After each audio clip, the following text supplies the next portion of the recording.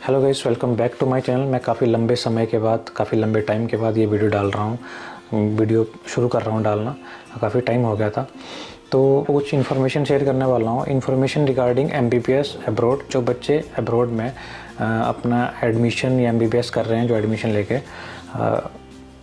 कुछ एनएमसी की तरफ से गाइडलाइन चेंज हुई थी 2021 में।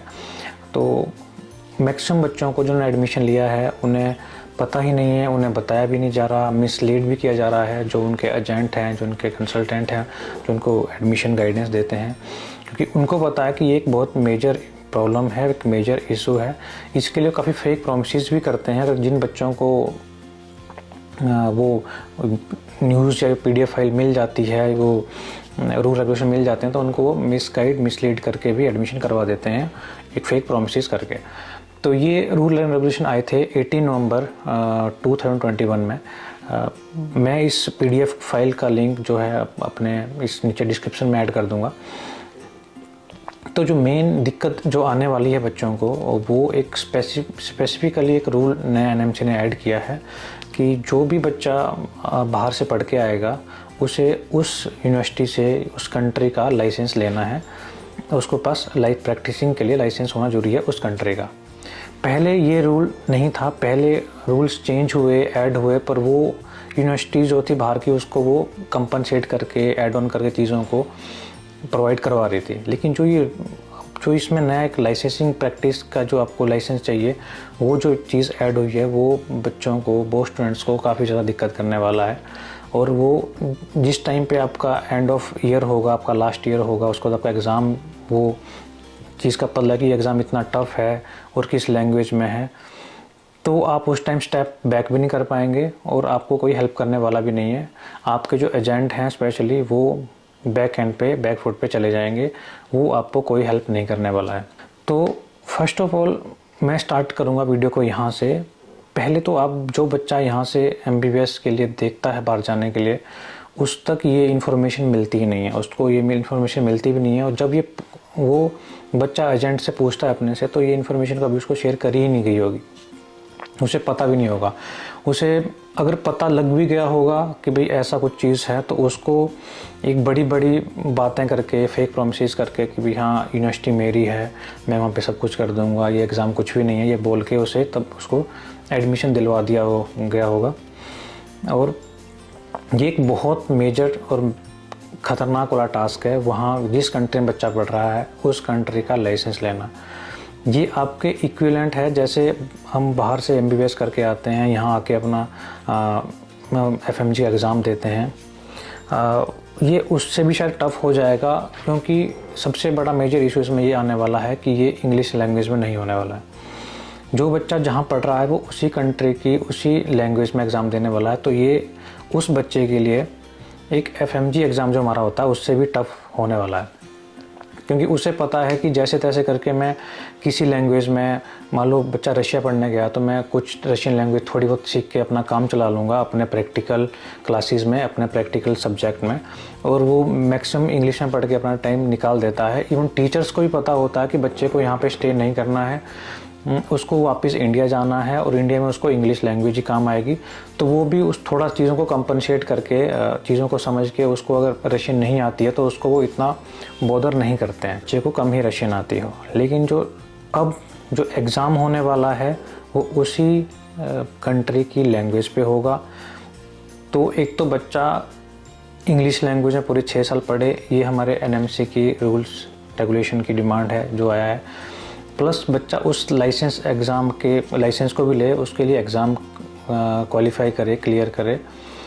तो ये एक इम्पॉसिबल टास्क हो जाएगा उस बच्चे के लिए, क्योंकि उसे तो पहले 6 साल तो इंग्लिश में पढ़ना है। अगर मान लो यूनिवर्सिटी ने उसको 6 ईयर इंग्लिश मीडियम प्रोवाइड करवा दिया फुली, ट्रांसलेटर की हेल्प से, टीचर बुला के, लेकिन उसे एंड में जो है, जो एग्ज़ाम देना है लाइसेंस के लिए, जिससे उसकी डिग्री वैलिड होगी इंडिया में, वो तो उस कंट्री की लैंग्वेज में होगा। तो उस बच्चे के लिए टास्क इम्पॉसिबल सा हो जाएगा।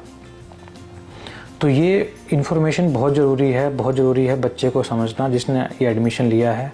और जो बच्चे नेक्स्ट ईयर में या भी आने वाले टाइम में एडमिशन लेना चाह रहे हैं अब्रॉड में, वो कहाँ ले रहे हैं, उस कंट्री की लैंग्वेज, नेटिव लैंग्वेज क्या है, वो एग्ज़ाम किस लैंग्वेज में होने वाला है, सारी इन्फॉर्मेशन लेना बहुत ज़रूरी है इस बच्चे के लिए, तभी वो अब्रॉड में एडमिशन के लिए देखें।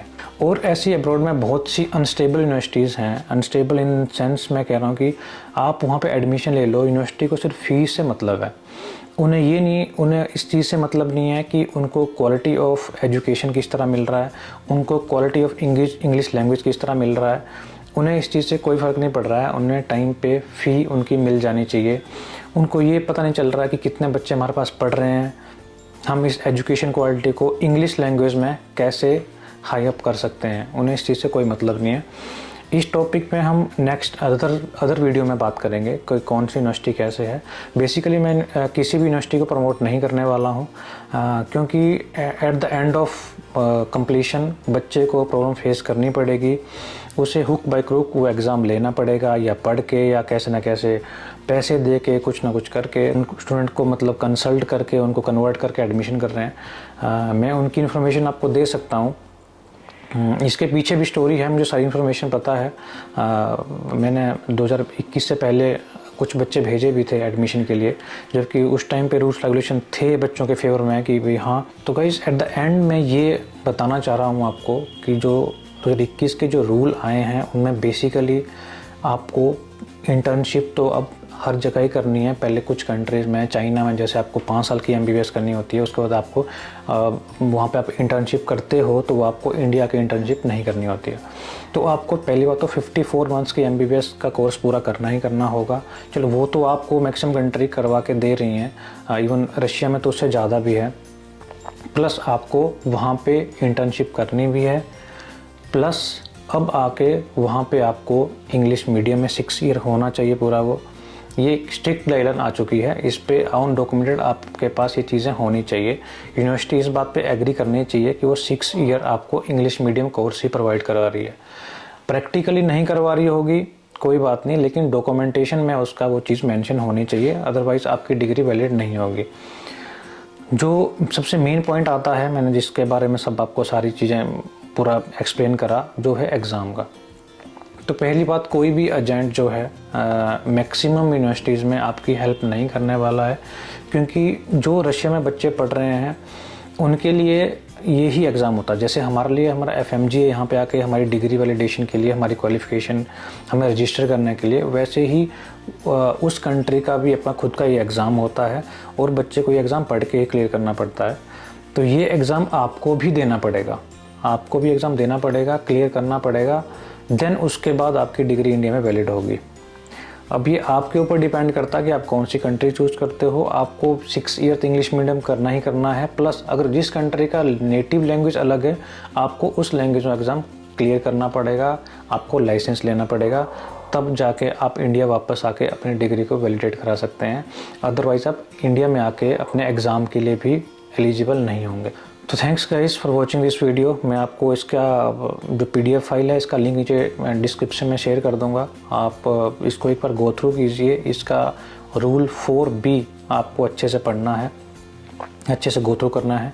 जो भी आपके मन में क्वेरी होगी वो आपको पूछनी है, मैं आपको कमेंट में या बाय WhatsApp को सारी डिटेल शेयर करूँगा। Thank you.